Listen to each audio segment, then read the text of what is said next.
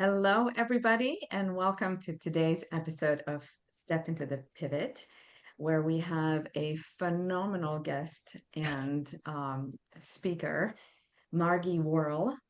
I am Margie here being really encouraged and essentially tested. I'm in the practice of looking at any potential imposter syndrome issues that might come up. That is something that Teresa and I talk about a lot. And when we were looking at your bio, when we were looking at your life's work, oh my goodness. I mean, for any and all of us who are in the business of helping other people tap into courage, tap into sense of, inner leadership, and then external leadership of their own life, whether that's at work or at home. Here you are really leading that movement, and we are so proud and happy to have you here on the show. Welcome. Well, thanks for having me. Great to be with you and lovely to see Teresa again. Yes. So thank you so much. So Margie, you and I met by accident a Uh-huh. few years ago, 4 or 5 years ago, maybe. We were at an event in Washington, D.C., of all places, and I live in Phoenix. So I was way out of my element. We were early to the event. There weren't many people there. And we just walked up and started talking. And, Yeah. after the fact, I realized who you were. You gave me your card, and I think you gave you mine, and we kind of stayed in touch. I mean, so I am super happy to have you here. And to be honest, your newest book, The Courage Gap, which I want to remind our listeners is an amazing book. I've already read it twice. So, and a 5-star review. So, really One of happy many, about that. Yes, right? because courage is something we all need more of. Hmm. It's especially as women, you find ourselves in those situations. So, can you maybe start our conversation? Give our listeners a little bit of your background because you started Oh, life in rural Australia and now you're this. So, can you kind of take us through that a little bit? Oh, yeah. When people say, tell me your story, I'm like, how long do we have? What's the short version? When you've had enough laps around the sun and you live life very fully as I do, and in a very global life, there's many chapters and parts to it. But yes, I grew up on a dairy farm in rural Australia, about 4 hours from Melbourne.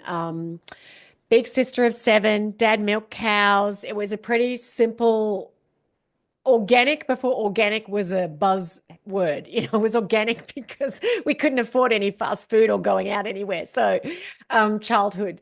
And headed off to university. And then after I graduated, the first person in my whole family to go to university, I went backpacking around the world, saved up my money, and traveled very, very, very frugally around the world for a couple years. Got back, and went again, and I think that opened my eyes up that there's a massive, big world out there. And obviously, I'm now living in the United States, but I've spent much of the last 25 years living around the world. In the US, I actually got married, moved to Papua New Guinea for 3 years, back to Australia, had 2 kids, 3 kids. Um, Moved to the US in just after 9/11 in 2001 with a 3-year-old, a 2-year-old, and an 8-week-old, which was a very difficult move because one, it was one of the first planes flying into the US after 9/11. We moved to Dallas. I didn't know anyone. I thought I'd landed on Mars. I had 3 tiny children and zero support system, and or a husband, but he worked very long hours. So that was difficult time, but it was also, as are all the difficult times we have, those times that actually help us discover in ourselves strengths and resourcefulness that we mightn't have known we had. And had a fourth child in Texas, our Texas souvenir, and lived. Then I moved to North Virginia, and that was there for 7 years. Then back to Australia for 5 years. Then to Singapore, and then COVID happened, and I had kids around the world, and it was a very difficult 2020. But I've been back in the United States since the end of 2020.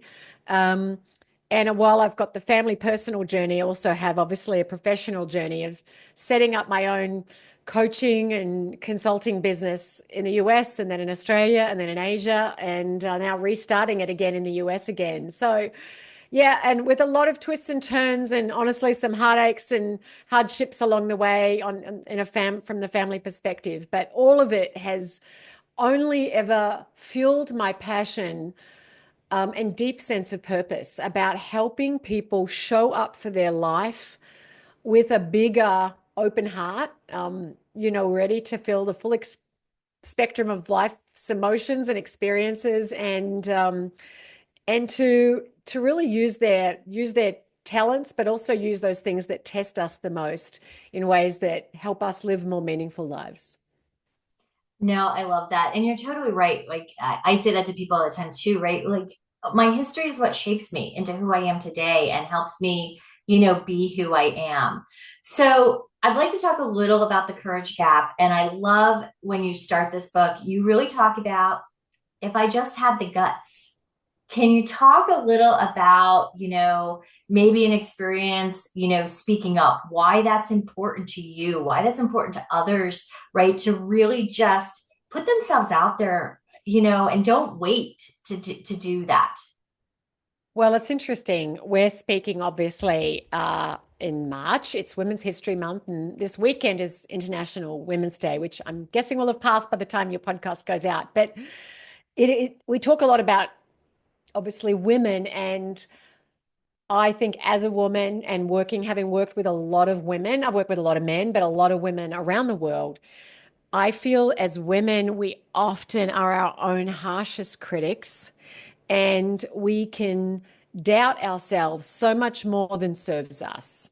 We underestimate our abilities, and we often overestimate the dangers. And I think that there is such a power that comes from giving ourselves permission to just step forward, even though we're not 100% sure what we're doing, even though there's a voice in our head that says, who the hell do you think you are to do that? And even though we're afraid we might fall short or be exposed as inadequate and unworthy.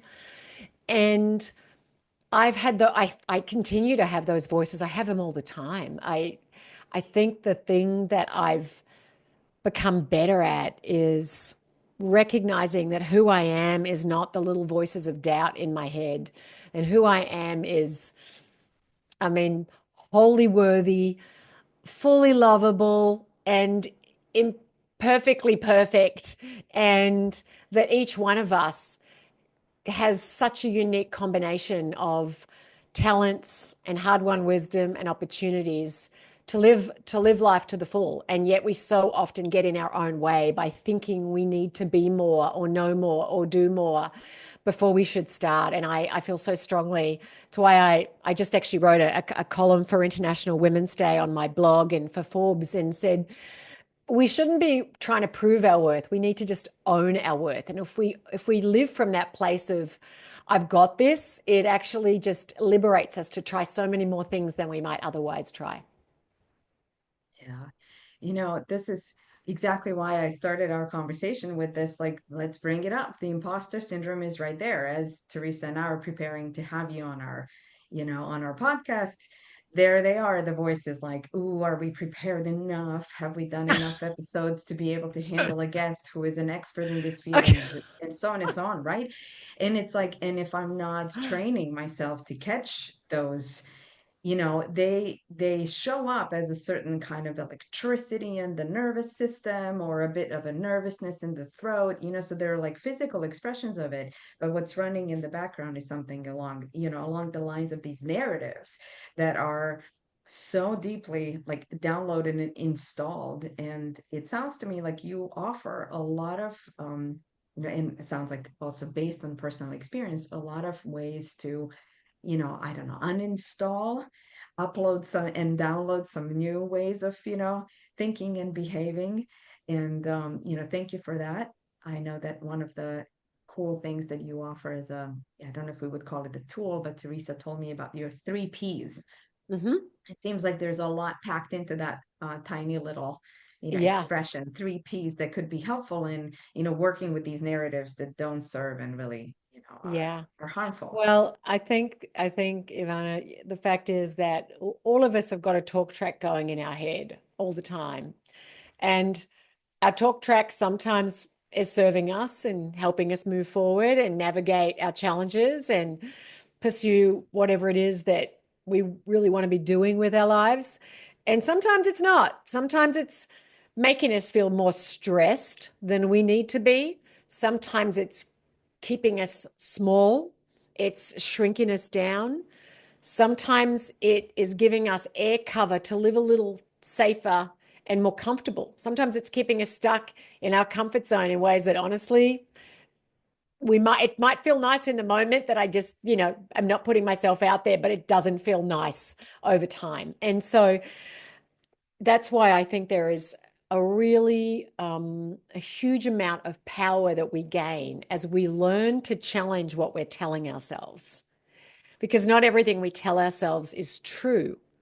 And if you think about imposter syndrome that you just mentioned, well, imposter syndrome, this phenomena that was studied back in the 70s, it is essentially the emotions we feel, which is a kind of a low grade anxiety that we're going to be discovered as not being worthy, as a fraud, as an imposter, unworthy of the position that we're in, of the status that we have, of the success that we are enjoying.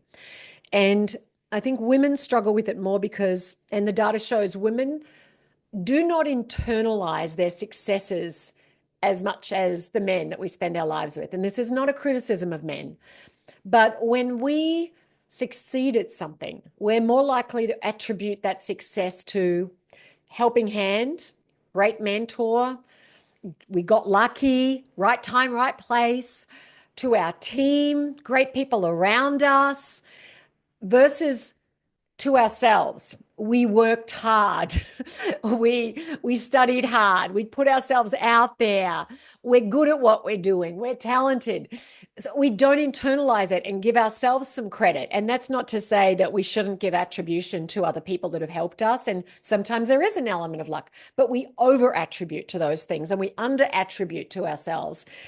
And when we mess up or when we don't nail it, we over attribute to ourselves and we under attribute to other factors. And so they're all based on the stories we're telling ourselves, like, oh, I just got lucky, and oh, I'm such an idiot, and I shouldn't have done this, and I should have done that. And so just stepping back and just going, what is it I'm telling myself right now that's making me feel like I'm unworthy, or people are going to recognize I don't belong here, or I shouldn't be here, etc. And so knowing that not everything we tell ourselves is true, if you are not what you're telling yourself, but it shapes you, it shapes how you feel. So ask yourself, what's another story I could tell myself that would fuel a sense of power, that I would feel more empowered by that story? So that's one of the P's. That would make me feel more positive about my future versus more anxious about my future. And that aligns with what gives me a sense of purpose and meaning. So I have everything it takes to meet this challenge. I haven't figured it all out yet, but I'm going to figure it out. And I know I'm going to grow from this time. And I know the experiences that I've found so hard are ones that have helped me discover things about myself I would never have discovered. And I have everything it takes to meet the future as uncertain as it may be. That's a very different story than, oh my God, I'm so stressed out. This is a complete nightmare scenario. I don't know what I'm doing. Like, you can use both those stories to describe someone in the same situation, but one helps us step forward feeling more powerful, positive, and purposeful, and one makes us anxious and makes us feel small. So just recognizing you create your stories, but your stories then create you, and they're not just descriptive of your circumstances, they're also generative. They create circumstances for you as well. A beautiful description, and it really resonates. And I'm wondering if you could give us a personal example of that transformation, because I've noticed that in my own work, sometimes when we work with a specific, example, it can land even more deeply. Well, I have so many. And I'm like, which one do I share? Do I go to a really hard one? Do I go to a slightly easier time? I mean, all the time I'm catching myself in stories, and there's two. I'm going to start with one of them. When I didn't know that my husband, we moved our children across the world from Australia to the US because we were told that we would be moved here, and we wanted to they needed to get bedded in to finish their high school. So we moved our children 10,000 miles away, two of them, our kids, two of our four children. And that was really hard for me. I was really sad about it, but it was because we were going to get the benefit of them being bedded in the US education system ahead of us moving in 12, 18 months' time. And then we waited and we waited and we waited. And then after 3 years, my husband's company said, we've changed our mind. We want to move you to Singapore. And I was so upset. I was honestly, I was furious. I was mad at my husband. I was mad at his company. I was mad at myself. I was sad that this sacrifice wasn't going to pay off because we weren't even going back to the country that we thought we were going to. And we were getting moved to Singapore, which, I had zero intention of plans to live there. And I remember as I picked myself up off the ground,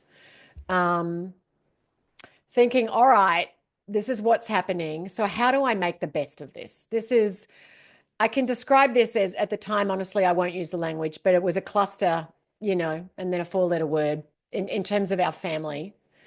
And then I thought, I can just be mad and blaming and resentful, or I can go, how do I turn this into a win? How can I look at this through a lens that turns it into a win?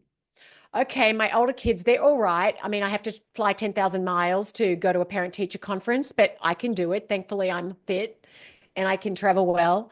And for my other kids moving to Singapore, well, I guess they're going to have another country experience as teenagers. They were 14 and 16.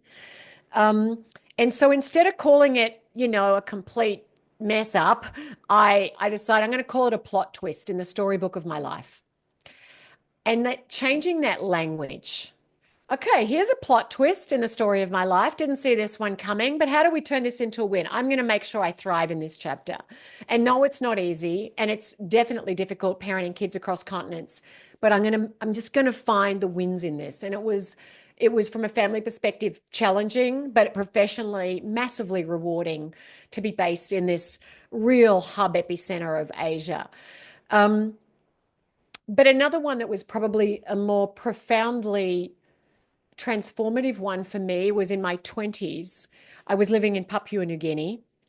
I found myself in a pretty violent armed robbery, and I had a gun at my head. There was sort of a threat of rape, gang rape, with these Papua New Guinean men who'd come to take cash from the premises where I was working. So I was at work, and I wasn't hurt, but it was pretty shaking to be in that situation with a gun at my head. And I shared this story in my TEDx talk for those who want to hear the full story and the details. But then just a few days later, I found out I was actually 4.5 months pregnant, and I found out that that baby had died. And it was my first pregnancy. And I remember just the two events the first one was traumatic, but the second one right on the back of it was just, it was two massive events that were two of the most traumatic events of my life within days of each other. And I remember in the aftermath of that, I mean, I was deeply grieving this first child that, I already had grown up as like I was totally already, to me, they were a fully alive person, even though I'd never met them. And so it was a period of deep grief and shock, and my whole world had fallen apart, like just in terms of the future I thought was coming. And my even construction of the world, that stuff didn't happen to me. I didn't ever think I'd be in this violent armed robbery. I never thought that I would lose a baby. And I know it's common, but I didn't think it would happen to me. And I remember in the aftermath of that, writing in my journal a lot, praying, maybe raging a little bit, like, what the hell, God, but how can this happen? But then getting really clear, as I received a lot of sympathy, but I did not want to be defined as a victim. I mean, people were treating me as a victim because in some ways I was a victim, but I didn't want to be defined as a victim. I didn't want to think of myself as woe me, poor me, because there was numerous women around me that ended up, their pregnancies continued. I didn't like looking at them. It hurt me, but I was jealous. I was envious. But I remember thinking, I will not be defined by this experience. I don't want to be seen as a victim. I don't want to hold myself as a victim. And it was a key distinction between being a victim and victimhood, and the mindset of a victim versus the experience of being a victim.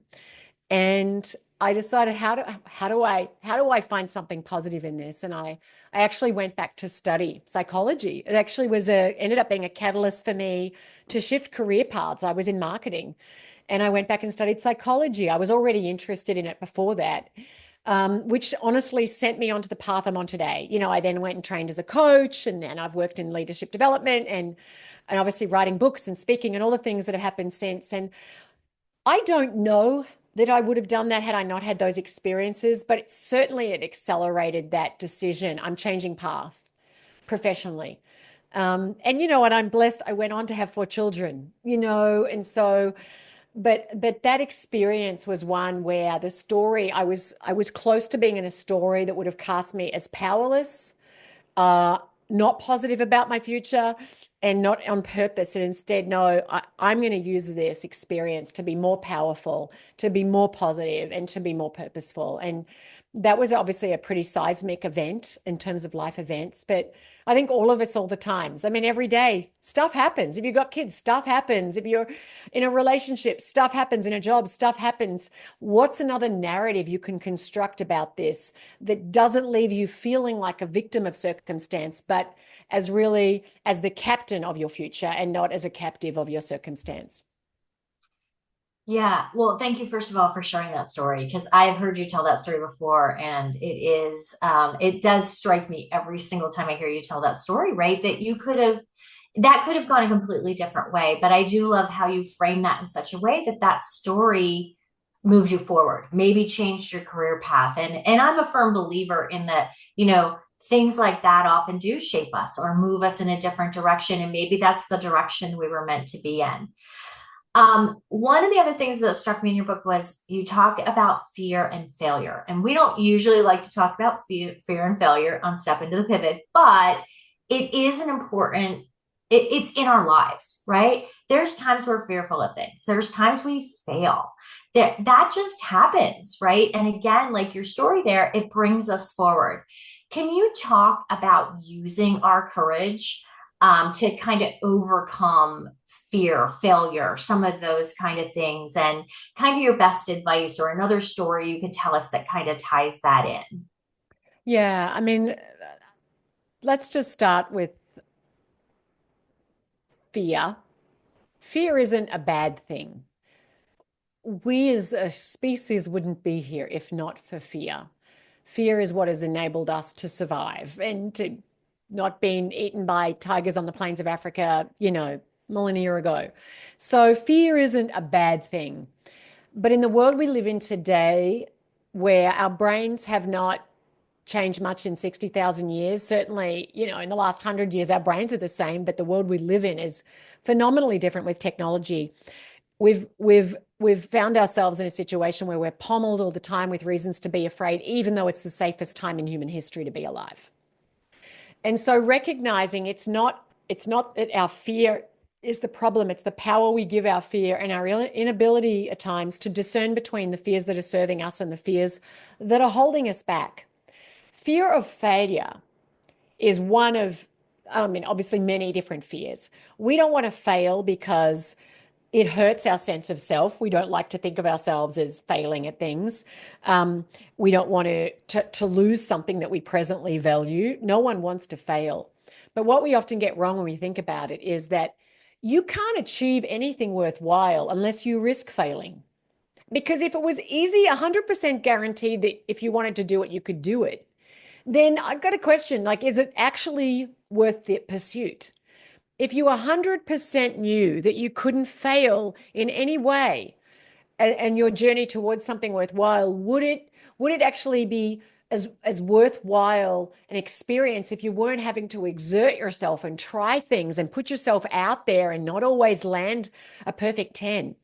And so failure is what enables us to learn what works and what doesn't, and how to grow and build our skill. I mean, the work that Carol Dweck did in the growth mindset, I mean, we can't grow and master new things unless we give ourselves permission to go through the learning process from incompetence to competence and kind of blunder along and be a little scrappy at times and get it wrong.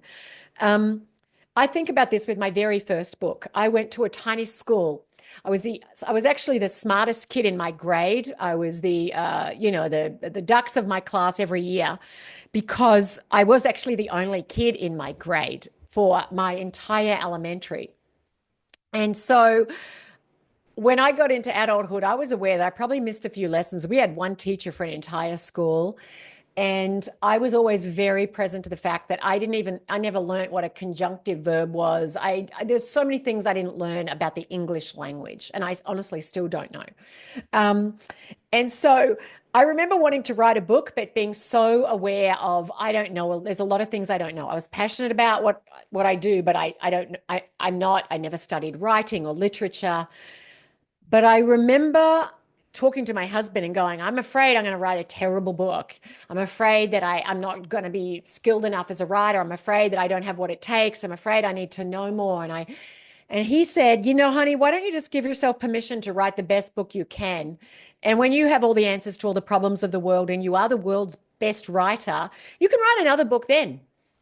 And it gave me that shift in mindset, kind of I gave myself permission to fail at writing the world's most brilliant book, but just to write the best book I can. And so I stepped in and wrote that first book. And was it the world's best book? No, but was it the world's worst book? I don't think it was probably the world's worst book either. I'm pretty sure it was probably somewhere in the middle of all the books of the world. But so many times, I remember the same having a fourth child going, oh, do I have what it takes to have a fourth child and also pursue a career? And I just had to give myself permission to figure it out as I'd go along. And were there many days I failed to be a perfect mother? Of 1,000 days I failed to be a perfect mother. In fact, I don't know there was many days I would have succeeded in being a perfect mother. But I think when you give yourself permission not to do something brilliantly, not to be an Einstein before you start out, not to be wholly masterful at whatever it is, to give yourself space to fail at times, not in drastic catastrophic ways, but just to fail and having the perfect outcome and in perfect execution. It actually liberates you to try all sorts of things you otherwise wouldn't. That is really motivating. And it really is extra motivating because we've heard you talk about these extremely painful experiences, because this is where we know that we're in the presence of someone who has experienced many pivots. And, for us, the definition of pivot on this show is that what you were describing is when the plot thickens, when there's a plot twist.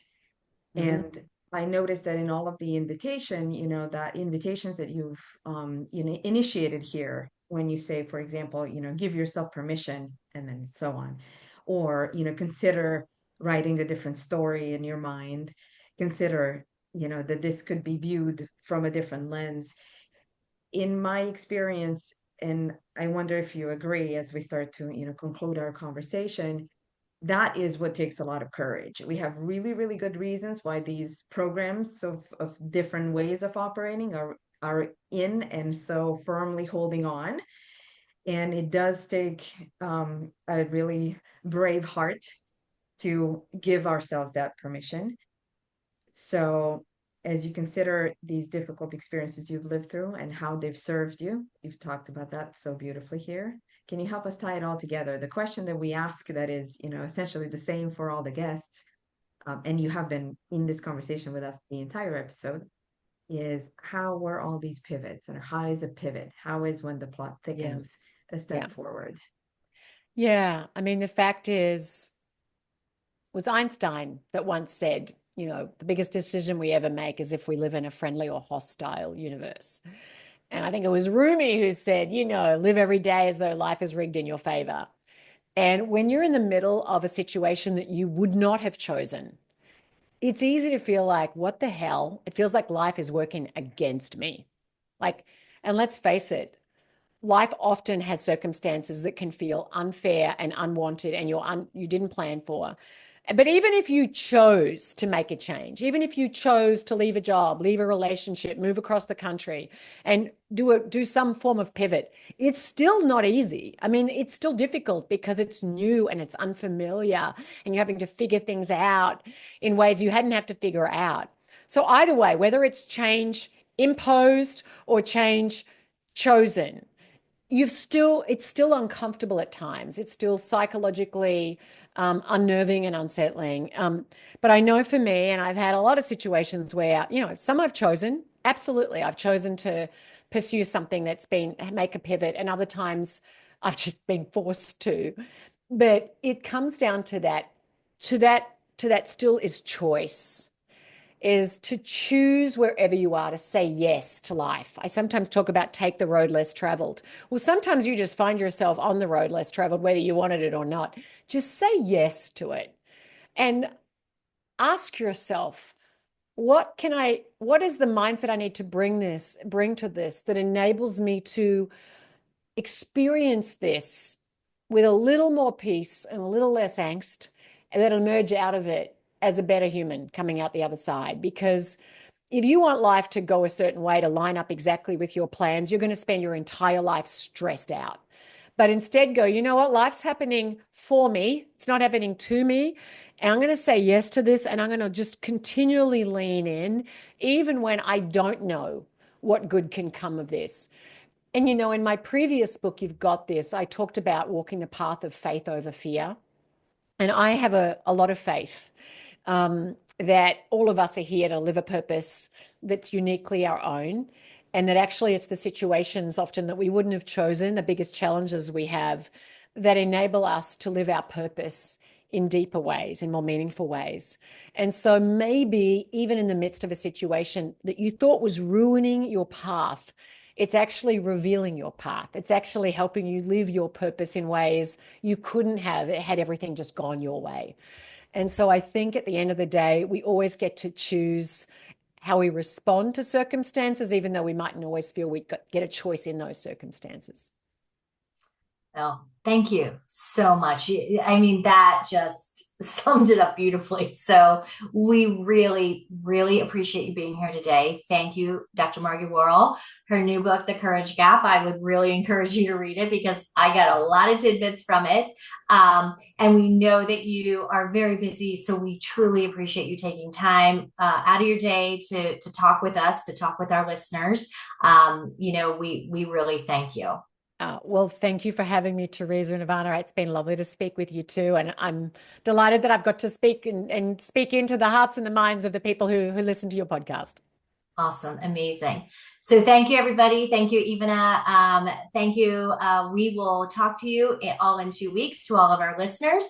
And remember, if you have a pivot, step into it.